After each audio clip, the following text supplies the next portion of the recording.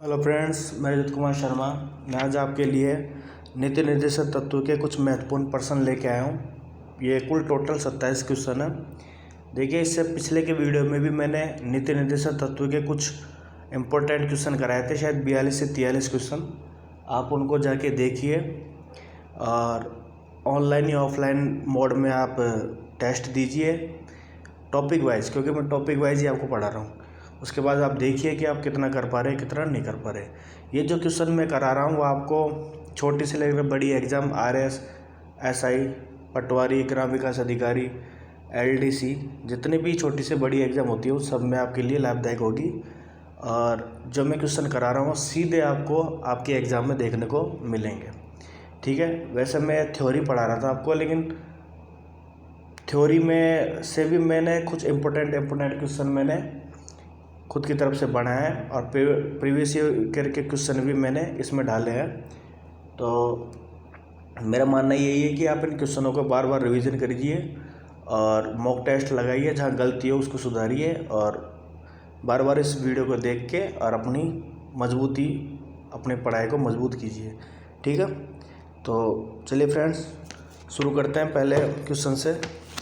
राज्य की परिभाषा किस अनुच्छेद में परिभाषित है? A में 32, B में 12, C में A और B दोनों और D में कोई नहीं। देखिए फ्रेंड्स, मैं आपको 4 से 5 सेकंड का आपको वक्त दूंगा, उसके बाद फिर मैं खुद ही इन प्रश्नों के जवाब दूंगा। तो तब तक आप सोचिए कि आपका क्वेश्चन का आंसर क्या आएगा, फिर जवाब तो मैं दूंगा ही। तो बताइए, A में 32, B में 12, C में A और B दोनों और D में कोई नहीं, क्या आएगा बताइए।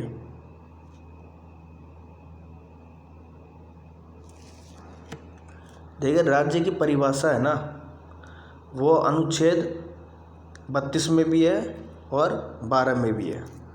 ठीक है, तो इस क्वेश्चन का आंसर आएगा 3, A और B दोनों। दूसरे पे आइए, किस अनुच्छेद में ये लिखा है कि नीति निर्देशक तत्व वाद योग्य नहीं है? मतलब अपन कोर्ट में चैलेंज नहीं कर सकते। ठीक है, तो A में 37, B में 39, C में 38, D में 36। किस अनुच्छेद में लिखा गया है कि नीति निर्देशक तत्व वाद योग्य नहीं है? जैसे हमने बोला है कि नीति निर्देशक तत्वों को हम न्यायालय में चुनौती नहीं दे सकते कि आप इसको लागू ही करिए। ठीक है, राज्य सरकार के खिलाफ हम नहीं जा सकते कोर्ट में।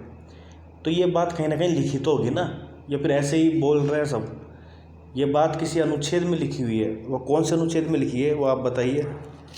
A में 37, B में 39, C में 38 या D में 36? किस अनुच्छेद में बात लिखी गई है कि नीति निर्देशक तत्व वाद योग्य नहीं है?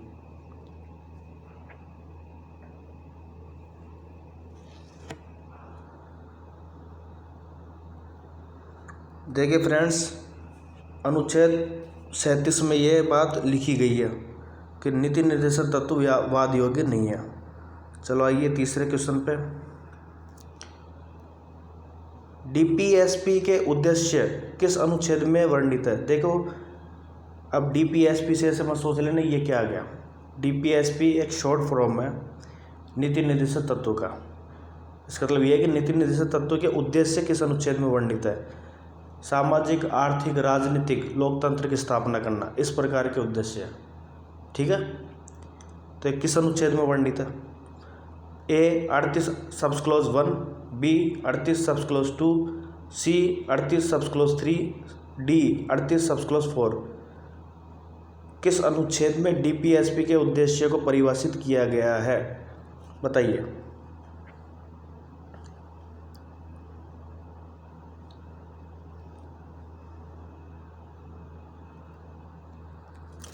देखिए, DPSP के जो उद्देश्य है ना, वो अनुच्छेद 38 सब्स क्लॉज A में परिभाषित किया गया है। आइए चौथे क्वेश्चन की ओर।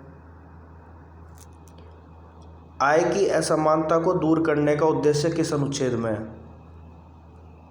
राज्य हमको जो पुरुष और स्त्री की जो आय है वो समान होंगे, मतलब यह नहीं कि पुरुष को अलग आय मिलेगी, स्त्री को अलग आय मिलेगी, ठीक है। तो दोनों की आय एक ही हो, मतलब असमान नहीं हो। तो उस उद्देश्य को किस अनुच्छेद में परिभाषित किया गया है बताइए। ए में 38 सब क्लॉज 1, बी में 38 सब क्लॉज 2, सी में 38 सब क्लॉज 3, डी में 38 सब क्लॉज 6। बताइए आय की असमानता को दूर करने का उद्देश्य किस अनुच्छेद में है?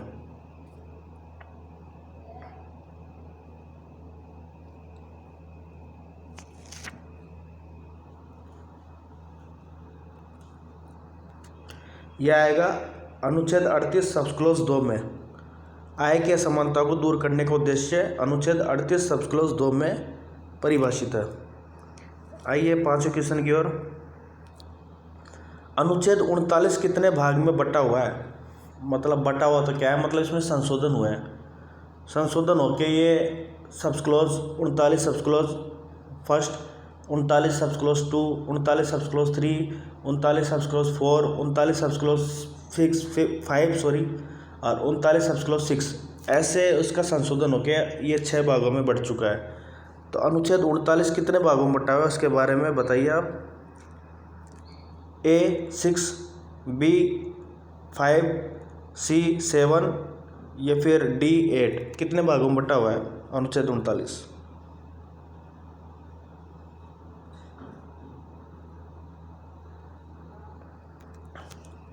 अनुच्छेद 39 6 भागों में बटा हुआ है। आइए छठे क्वेश्चन की ओर। स्त्री और पुरुष को समान जीविका का साधन किस अनुच्छेद में है? मतलब जो जीविका के लिए जो साधन उपलब्ध कराएगी राज्य सरकार, वो किस अनुच्छेद में परिभाषित है? अनुच्छेद 39 सब क्लॉज 1, अनुच्छेद 39 सब क्लॉज 2, अनुच्छेद 39 सब क्लॉज 3, अनुच्छेद 39 सब क्लॉज 4। किस अनुच्छेद में परिभाषित है कि राज्य सरकार स्त्री और पुरुष को समान जीविका के साधन उपलब्ध करवाएगी? छठे में बताइए।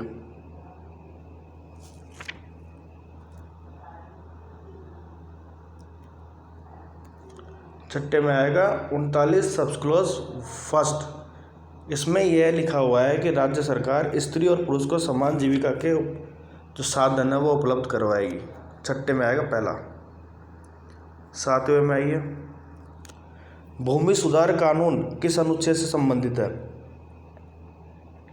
भूमि सुधार जो कानून है ना, वह किस अनुच्छेद से संबंधित है?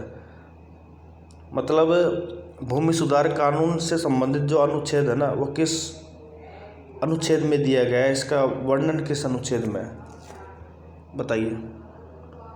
सातवें में क्या आएगा? पहले में आएगा 39 सब क्लॉज ए, बी में आएगा 39 सब क्लॉज बी, सी में आएगा 39 सब क्लॉज सी, डी में आएगा 39 सब क्लॉज डी। भूमि सुधार कानून किस अनुच्छेद में परिभाषित तो नहीं है, देखो उसका उससे संबंधित कुछ उल्लेख दिया गया है, बताइए।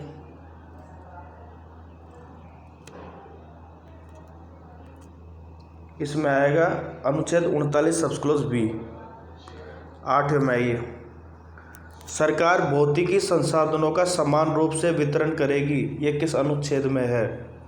मतलब राज्य सरकार जो भौतिकी संसाधन है उसका समान रूप से वितरण जो करेगी, उपलब्ध कराएगी, वो किस अनुच्छेद में है? पहला अनुच्छेद 39 सब क्लॉज 1, दूसरा 39 सब क्लॉज 2, तीसरा 38, चौथा 39 सब क्लॉज 4। ये अनुच्छेद में बात कर रहा हूँ मैं सारे। बताइए राजस्थान सरकार भौतिक संसाधनों का समान रूप से वितरण किस अनुच्छेद में परिभाषित है?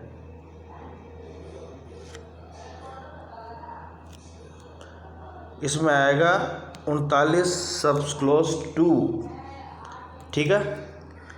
9वां, सरकार आर्थिक व्यवस्था समान रूप से करेगी, ये किस अनुच्छेद में परिभाषित है?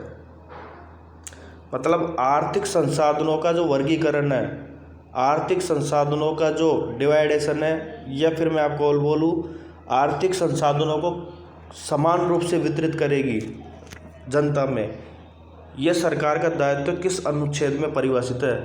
पहला अनुच्छेद 39 सब क्लॉज 3, अनुच्छेद 39 सब क्लॉज 4, अनुच्छेद 39 सब क्लॉज 5, अनुच्छेद 39 सब क्लॉज 2 किस अनुच्छेद में परिभाषित है कि सरकार आर्थिक व्यवस्था समान रूप से करेगी जनता में?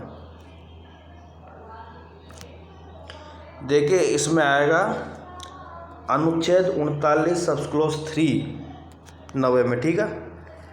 10वें में आइए, राजा महाराजा को सुविधा बंद किस अनुच्छेद में? मतलब इंदिरा गांधी के वक्त क्या था कि राजा महाराजाओं को जो सुविधा दी जाती थी ना, वो सुविधा बंद कर दी गई है। तो वो किस अनुच्छेद में है ये बात? किस अनुच्छेद के तहत इस सुविधा को बंद किया गया है बताओ? पहला अनुच्छेद 39 सब क्लॉज 3, अनुच्छेद 39 सब क्लॉज 2, सी अनुच्छेद 39 सब क्लॉज 1, डी अनुच्छेद 39 सब क्लॉज 4। किस अनुच्छेद के तहत राजा महाराजाओं की सुविधा को बंद किया गया?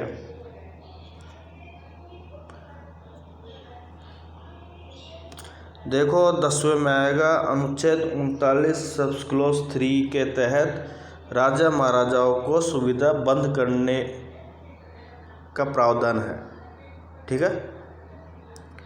अब आ जाइए, राजा महाराजाओं को सुविधा बंद किस संविधान संशोधन द्वारा किया गया? राजा महाराजाओं को सुविधा जो दी जाती है उसको बंद किस संविधान संशोधन द्वारा किया गया? पहला 26वें संविधान संशोधन 1971, बी 44वें संविधान संशोधन 1978, सी 42वें संविधान संशोधन 1976, डी 86वें संविधान संशोधन 2002। इनमें से चारों में से ऐसा कौन सा संविधान संशोधन है जिसके द्वारा राजा महाराजाओं को सुविधा जो प्रदान की जाती थी पहले वो बंद कर दी गई?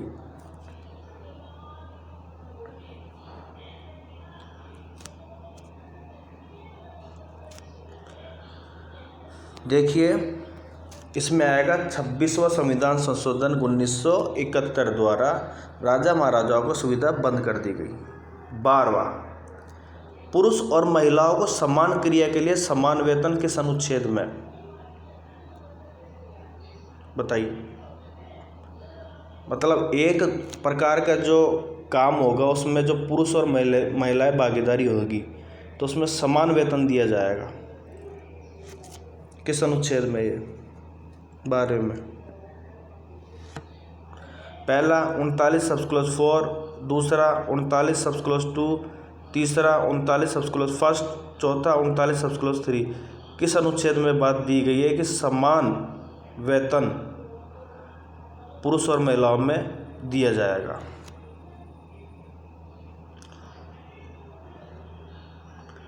देखो इसका आएगा अनुच्छेद 39 सब क्लॉज 4। इस अनुच्छेद के तहत पुरुष और महिलाओं को समान क्रिया के लिए समान वेतन दिया जाएगा। आइए चलते हैं क्वेश्चन नंबर 13 की ओर। कर्मकारों के लिए स्वास्थ्य और शक्ति प्रबंधन और बालकों के विकास किस अनुच्छेद में परिभाषित है? देखिए ये किस तरह का है शब्द मैं बता देता हूँ। जैसे फैक्ट्री में या किसी भी सार्वजनिक जगह पे अगर राजस्थान सरकार की तरफ से या किसी प्राइवेट सेक्टर की तरफ से कोई मजदूर श्रमिक काम कर रहे हैं तो उनके जीवन यापन या फिर उनके जो स्वास्थ्य के उद्देश्य से जो उनको सुविधा उपलब्ध कराई जाती है, पानी की, भोजन की, ठीक है, और जैसे बालकों के विकास के लिए कुछ योजना चलाई जाती है, तो वो सब अनुच्छेद किस में है? मतलब इनके जो उत्थान करने के दिशा के लिए जो योजना बनाई जाती है फिर राज्य सरकार द्वारा कार्य किए जाते हैं, तो वो किस अनुच्छेद के तहत परिभाषित है? अनुच्छेद 39 सब क्लॉज 4, बी अनुच्छेद 39 सब क्लॉज 2, सी अनुच्छेद 39 सब क्लॉज 1, डी अनुच्छेद 39 सब क्लॉज 5। देखो आपको क्वेश्चनों का स्तर देख के तो पता लग रहा होगा कि ये छोटी से लेकर बड़ी सारी एग्जामों के लिए है। और देखो एग्ज़ाम कोई सी भी छोटी और बड़ी नहीं होती। देखो अगर एग्जामिनर का अगर माइंड थोड़ा सा भी हो जाए ना तो वो टफ भी दे देता है क्वेश्चन। तो आपको हर तरीके के क्वेश्चन के लिए तैयार होना चाहिए। और देखो छोटी एग्ज़ाम की ही तैयारी इंसान का एक उद्देश्य नहीं होता, वो थोड़ा सा बड़ी एग्ज़ाम की भी आगे जाके तैयारी करता है ज़्यादातर। इस उद्देश्य से मैंने इसमें छोटे से लेकर बड़े सारे क्वेश्चन इसको मैंने अच्छे से लिए हैं इसमें। बताइए 13 में क्या आएगा। देखिए 13 में आएगा अनुच्छेद 39 सब क्लॉज 5, ठीक है। 14वें में आइए, बालकों का स्वास्थ्य विकास का अवसर अथवा मिड डे मील किस अनुच्छेद में। देखिए राजस्थान सरकार द्वारा आपको पता है कि मिड डे मील योजना चलती है बालकों के लिए, जिसमें उनको दोपहर में लंच में खाना मिलता है। दूध मिल चालू कर दिया, अब तो शुक्रवार से मंगलवार से कुछ है टाइम, अब तो वार चेंज कर दिया उन्होंने। तो वो सब क्या है, वो क्या स्कूल की तरफ से थोड़ी होता है, वो सरकार द्वारा बच्चों के सर्वांगीण विकास के लिए उनको पोषाहार उपलब्ध कराया जाता है। तो ये सब किस अनुच्छेद से संबंधित है बताइए। ए अनुच्छेद 39 सब क्लॉज 6, बी अनुच्छेद 39 सब क्लॉज 2, सी अनुच्छेद 39 सब क्लॉज 3, डी अनुच्छेद 39 सब क्लॉज 4। किस अनुच्छेद के तहत ये कार्य किया जाता है।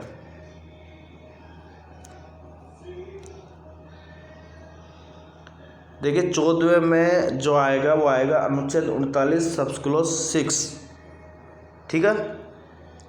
क्या आएगा 14वें में, अनुच्छेद 39 सब क्लॉज 6। कई तो क्या है देख नहीं पाते, तो मैं थोड़ी देर इसको रोक के रखता हूँ टिक को। अब आइए 15वें पे, कम से कम मजदूरी एक्ट कब का है। काम से कम नहीं, कम से कम न्यूनतम मजदूरी एक्ट कब का है बताइए। ए 1978 का है, बी 1948 का है, सी 1967 का है, या डी 1955 का है। न्यूनतम मजदूरी एक्ट कब किस सन का है। देखिए न्यूनतम मजदूरी एक्ट है अनुच्छेद नहीं, सन 1948 का, ठीक है। 16 में आइए, बाल किशोर श्रम निषेध एक्ट कब का है, ठीक है। पहला 1986, दूसरा 1987, तीसरा 1977, डी 1944। बाल किशोर श्रम निषेध मतलब 14 वर्ष से कम बच्चों को जो आप देखते हो कल कारखानों में, होटलों में, किसी सार्वजनिक जगह पे, शौचालय में, देखो जगह कोई सी भी हो, लेकिन वो अगर 14 वर्ष से कम का बच्चा है ना, तो एक तरीके से उसका एक्ट बना हुआ है कि वो ऐसा कठिन श्रम नहीं करेगा, ठीक है। किसी ऐसी जगह भी काम नहीं करेगा जहाँ पे उसको ज़िंदगी को कहीं नुकसान हो, ठीक है, उसकी जान को नुकसान हो। तो ये बाल किशोर श्रम निषेध एक्ट कब का है बताइए। 16वें में बताइए। देखिए 16वें में आएगा 1986, बाल किशोर श्रम निषेध एक्ट 1986 का है। 17वें में आइए, समान न्याय और गरीबों को निःशुल्क विधिक सेवा किस अनुच्छेद में वर्णित है। समान न्याय, देखो राज्य सरकार ये चाहती है कि गरीब हो चाहे अमीर हो सभी को समान न्याय मिले। कोई भी गरीब इंसान उसके साथ कुछ गलत हुआ है या फिर वो न्याय की मांग करता है तो पैसों के अभाव में वो न्याय से वंचित ना हो सके, इसलिए राज्य सरकार समान न्याय और गरीबों को निःशुल्क विधिक सेवा एक उपलब्ध करवाता है। आगे जाके मैं बताऊंगा इसके लिए क्या प्राधिकरण बना हुआ है, कौन सा क्या है। देखिए बताइए, ए में आएगा 39A, बी में आएगा 39B, सी में आएगा 39 सब क्लॉज C, डी में आएगा 39 सब क्लॉज D। किस अनुच्छेद में यह परिभाषित है कि राज्य सरकार समान न्याय और गरीबों को निःशुल्क विधिक सेवा उपलब्ध करवाएगी। 17वें में आएगा पहला अनुच्छेद 39 सब क्लॉज 1, पहला क्वेश्चन, ठीक है। 17वें में आएगा पहला ऑप्शन अनुच्छेद 39 सब क्लॉज A। आइए 18वें में, समान न्याय और गरीबों को निःशुल्क विधिक सेवाएं किस संविधान संशोधन द्वारा जोड़े गए। मतलब जो गरीबों के लिए समान न्याय और निःशुल्क व्यवस्था दी गई है न्याय के लिए कि कोई भी गरीब न्याय से वंचित ना हो सके, तो ये कैस बाद में जोड़ा गया था संविधान संशोधन द्वारा। तो किस संविधान संशोधन द्वारा समान न्याय और गरीबों को निःशुल्क विधिक सेवा जोड़ी गई बताइए। ये आपके सामने 4 संशोधन दिए गए, इनमें से बताइए किस संविधान संशोधन द्वारा गरीबों को निःशुल्क न्याय मिले। ये सेवा जोड़ी गई है। पहला 42वें संविधान संशोधन 1976, दूसरा 86वां संविधान संशोधन 2002, तीसरा 44वें संविधान संशोधन 1978, डी 42वें संविधान संशोधन 1975। बताइए।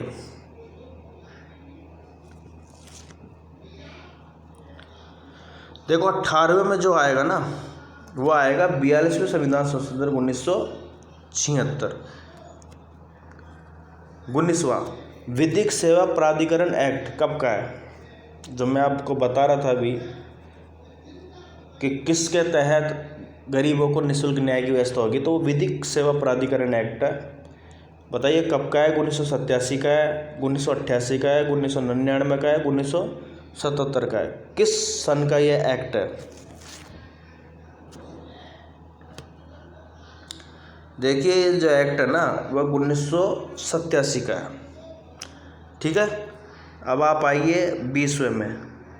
रालसा की स्थापना कब हुई? यह रालसा वही है, विधिक सेवा प्राधिकरण। राजस्थान में रालसा है, ठीक है, और नेशनल जो मतलब देश में चलता है वो है नालसा। तो रालसा की स्थापना कब हुई बताइए? 9 नवंबर 1996, 9 नवंबर 1995, 9 नवंबर 1988, 8 नवंबर 1999। बताइए रालसा की स्थापना कब हुई? देखिए रालसा की जो स्थापना हुई है, अब तक तो आपने अपने आंसर सोच लिए होंगे। इसका आएगा 9 नवंबर 1995, ये दूसरा वाला। अब आइए ग्राम पंचायत का गठन किस अनुच्छेद में? मोस्ट पॉपुलर क्वेश्चन है, मोस्ट पॉपुलर। शायद अब तक तो सबको आता होगा लेकिन मोस्ट पॉपुलर क्वेश्चन है। इसको छोड़ा है तो ये मान लो पीछे ही हो फिर तो आप। पहला 40, दूसरा 40 सब क्लोज 1, तीसरा 40 सब क्लोज 3, चौथा 41। ये अनुच्छेद बताइए ग्राम पंचायत का गठन 21वें में क्या आएगा? 21वें में आएगा अनुच्छेद 40। ठीक है। 22वां त्रिस्तरीय पंचायत का गठन कब हुआ? बताइए। बलवंत राय समिति द्वारा जोड़े गए थे। उन्होंने त्रिस्तरीय पंचायत गठन की मांग करी थी, सुझाव दिया था। बताइए। 2 अक्टूबर 1959, 11 अक्टूबर 1958, सी 29 जुलाई 1949, 1 नवंबर 1969। बताइए।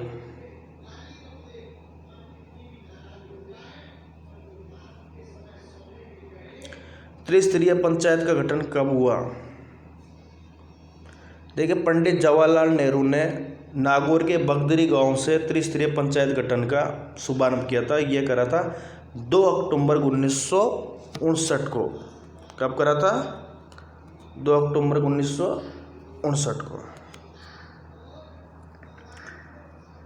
ये 23वां है। ठीक है। ये 23वां है, ये 22वां था, ये 23वां है। पंचायत दिवस कब मनाया जाता है? पहला 24 अप्रैल को, दूसरा 23 अप्रैल को, तीसरा 22 मार्च को, चौथा 25 सितंबर को। बताइए पंचायत दिवस कब मनाया जाता है? अपना एक 73 और 74वां संविधान संशोधन भी हुआ था, उससे रिलेटेड है। तो 22वें में आएगा 24 अप्रैल। ठीक है। सॉरी वो 23 है, इसको आप एक काम करो, इसको 23 ही मान लो, फिर मैं कंफ्यूजन में आ जाऊँगा। शिक्षा पाने और निःशक्त को लोक सहायता रोजगार कार्यक्रम किस अनुच्छेद में? शिक्षा पाने और निःशक्त को लोक सहायता रोजगार कार्यक्रम किस अनुच्छेद में? बताइए। पहला 41, बी 42, सी 43, डी 41 सब क्लोज 1। बताइए। इसमें आएगा 41। 24वां नरेगा देश में 200 जिलों में कब लागू हुआ? मतलब जब नरेगा लागू हुआ था ना शुरू में, तो शुरू के 200 जिलों में लागू हुआ था। तो कौन सी तारीख को लागू हुआ था? ए 2 फरवरी 2006, 2 मार्च 2005, 18 अप्रैल 2006, 2 फरवरी 2009। कौन से तारीख को लागू हुआ था नरेगा 200 जिलों में? देखिए इसमें आएगा 24वें में ए, 2 अक्टूबर 2006। ये इससे रिलेटेड ही है ना। नरेगा योजना पूरे देश में कब लागू हुई? देखिए 200 जिलों में तो लागू हुई थी 2 अक्टूबर 2006 को, सॉरी 2 फरवरी 2006 को। और पूरे देश में कब लागू हुई ये बताइए? ए में 2008, बी में 2006, सी में 2005, डी में 2009। 25वें में क्या आएगा? देखिए 25वें में आएगा 2008। पहले तो शुरू में 200 जिले में लागू हुई, फिर बाद में 2008 में संपूर्ण देश में लागू हुआ। नरेगा योजना के प्रवर्तक कौन थे बताइए? जियाट्रेज, मनमोहन सिंह, अल्फ्रेड या फिर ग्रेविच? बताइए क्या आएगा? नरेगा योजना के प्रवर्तक कौन थे? नरेगा योजना के प्रवर्तक जियाट्रेज। ठीक है, अब आइए 27वां। ये अपना लास्ट क्वेश्चन है बिल्कुल, इसके बाद अपना सेशन ख़त्म। शायद 2 पार्ट हो रहेंगे नीति निर्देशक तत्व के इम्पोर्टेंट क्वेश्चनों के, वो भी आप अटेंड करिए। ये दूसरा पार्ट है। नरेगा का नाम मनरेगा कब परिवर्तन हुआ बताइए? 2 अक्टूबर 2008, 2 अक्टूबर 2009 और 2 मई 2006, 18 अप्रैल 2006। बताइए इनमें से कौन सी तारीख है जिसमें नरेगा का नाम मनरेगा में परिवर्तित हुआ? मनरेगा मतलब मैं से महात्मा गांधी। ठीक है, बताइए 27वें में क्या आएगा? ठीक है, 27वें में आएगा महात्मा गांधी लगा है नाम, तो 2 अक्टूबर ही आएगा 2009। देखिए फ्रेंड्स, ये अपने कुछ इम्पोर्टेंट क्वेश्चन थे। आप इस वीडियो को अधिक से अधिक शेयर कीजिएगा, ठीक है, और कमेंट कीजिएगा कैसा आपको ये सेशन लगा। और मैं भी 12-13 दिन से वीडियो नहीं बना पाया था क्योंकि मैं किसी काम में उलझ गया था।